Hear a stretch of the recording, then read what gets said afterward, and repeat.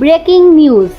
মধ্যপ্রাচ্যে ইরান ও ইসরায়েল যুদ্ধ পরিস্থিতিতে বড় পরিবর্তন আসছে। সাময়িক যুদ্ধবিরতি, কিন্তু ঝুঁকি এখনও কাটেনি।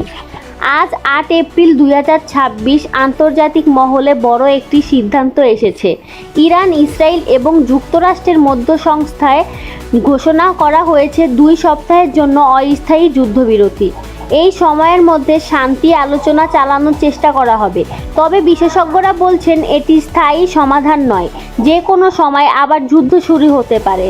অন্যদিকে ইসরায়েল স্পষ্ট জানিয়েছে যে এই যুদ্ধবিরতি লেবাননের ক্ষেত্রে প্রযোজ্য নয়, ফলে সেখানে হিজবুল্লাহর বিরুদ্ধে সামরিক অভিযান এখনও চালু রয়েছে। এর পাশাপাশি কিছু এলাকায় এখনও মিসাইল সতর্কতা এবং ছোটখাটো হামলার খবর পাওয়া যাচ্ছে, যা পরিস্থিতিকে পুরোপুরি শান্ত হতে দিচ্ছে না।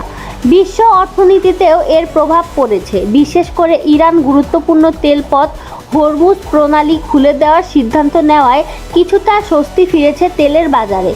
এই সংঘর্ষে ইতিমধ্যেই হাজার হাজার মানুষ প্রাণ হারিয়েছে এবং লাখো মানুষ বাস্তুচ্যুত হয়েছে, যা আন্তর্জাতিকভাবে বড় মানবিক সংকট তৈরি করেছে। সব মিলিয়ে বলা যায়, যুদ্ধ আপাতত থেমে থাকলেও পরিস্থিতি এখনও অত্যন্ত সংবেদনশীল। সামনে শান্তি আলোচনা সফল হবে নাকি আবার নতুন করে সংঘর্ষ শুরু হবে, এটাই এখন দেখার বিষয়। এ ধরনের আপডেট পেতে আমাদের পেজটি ফলো করুন এবং ভিডিওটি শেয়ার করুন।